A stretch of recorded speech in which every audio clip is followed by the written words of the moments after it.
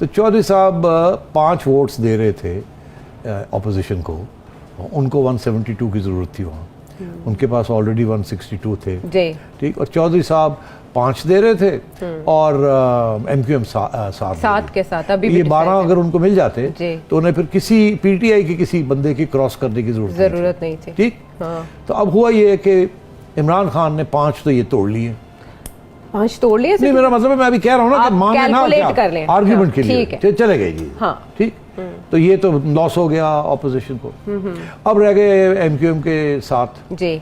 अगर MQM के साथ इधर आ जाते हैं वापस, मतलब जरदारी साहब उनके साथ डील कर लेते हैं तो ऑपोजिशन के पास फिर 7 मिल गए, ठीक है। तो 162 ऊपर से BAP आ गई है उनके पास, 4 BAP के बन गए, एक बुगटी साहब आ गए, एक भुटानी साहब आ गए, 167 पे तो वो पहुंचे हुए हैं। अगर ये 7 उनको MQM के मिल जाते हैं तो वो 184 हो जाते हैं, वो कामयाब हो जाएगा वोट ऑफ नो कॉन्फिडेंस और शहबाज शरीफ साहब प्राइम मिनिस्टर बन जाएंगे। तो बात ये है 174 से 172 चाहिए ना, हाँ, तो 174 हो गए और उससे वो वोट ऑफ नो कॉन्फिडेंस कामयाब हो गया और वो शहबाज शरीफ साहब फिर आगे बन जाएंगे ना, यही कह रहे थे जरदारी साहब। अब कुछ बातें लोग ये कह रहे हैं आशा के परवेज इलाही साहब पे 5 जो हैं उनमें से 3 शायद अभी भी मिल जाएं ऑपोजिशन को, परवेज इलाही और मुनिस इलाही एक तरफ और चीमा साहब जिन्होंने ऑलरेडी अनाउंस परवेज इलाही नेशनल असेंबली में तो नहीं है ना, तो उधर सिर्फ मुनिस इलाही है, मुनिस इलाही और तारिक बशीर चीमा है, तारिक बशीर चीमा, लेकिन वो इनके साथ नहीं है। और 2 एक शौजाद साहब का साहिबजादे हैं, एक उनके भाई साहब है और एक सालिक हुसैन है। तो ये 3 प्लस एक खातून है जो कि रिजर्व सीट्स में है। तो आप समझिए कि वो खातून जो रिजर्व सीट्स वाली है उसको परवेज इलाही साहब अपने पास ही कन्विंस कर लेते हैं। अभी जो बात चल रही है वो ये चल रही है कि चीमा साहब तो छोड़ गए जी, वो अनाउंस कर गए, वो तो उधर चले गए, 168 हो गए, वजारत से इस्तीफा देके उधर चले गए। अब उनको और 4 की जरूरत है। अगर ये जो 2 भाई हैं फर्स्ट कजन एंड भाई सालिक एंड हुसैन, अगर ये चले जाते हैं उधर बिकॉज वो नाराज हो गए, वो घर छोड़ के चले गए चौधरी परवेज इलाही। और इस वक्त चौधरी शुजात जो हैं वो हमेशा से यही कह रहे थे कि चौधरी परवेज इलाही को समझा रहे थे कि तुम्हारी सियासत अब ख़त्म होने जा रही है, अब मेक वे फॉर द यंगज, और ये इमरान खान फारग हो रहा है तो तुम इनके साथ खड़े होने की अब ज़रूरत नहीं है। तो अगर वो 2 जो हैं वो चौधरी साहब परवेज इलाही को छोड़ देते हैं तो उधर चले जाते हैं तो फिर 170 बन जाते हैं, फिर 2 की ज़रूरत रह जाती है, ठीक। तो मैं ये कह रहा हूँ कि ना इधर के कोई रहेगा ना उधर का कोई रहेगा। आखिर में अगर ये MQM और GDA 3 उनके हैं, 7 MQM के हैं, 5 चौधरी साहब के, ये सारे के सारे इमरान खान के साथ रहे, ये नहीं जाते, तो फिर ऑपोजिशन को 10-12 लोगों की जरूरत पड़ेगी। वो कहाँ से आएंगे? 162 प्लस 12 174 जी। इस वक्त उनका कहना ये है कि हमारे पास 27 ऐसे लोग हैं जो PTI के लोग हैं जिन्होंने हमें वादा किया है कि हम आ जाएंगे। अब 27 में से आधे भी आ जाएं, वो जो कि सिंध हाउस में चले गए थे खुल के उन्होंने बात की है जी। अगर उनमें से आधे भी चले गए, 13-14 कर ले, 13 कर ले, तो फिर भी वोट ऑफ नो कॉन्फिडेंस कामयाब हो जाएगा, ठीक है। अलबत्ता फिर ये होगा कि वो जो उनकी जरूरत पड़ जाएगी ना कि अब आ जाए आप, ठीक है, तो फिर ये होगा कि वो D-सीट हो जाएंगे, वो D-सीट हो जाएंगे।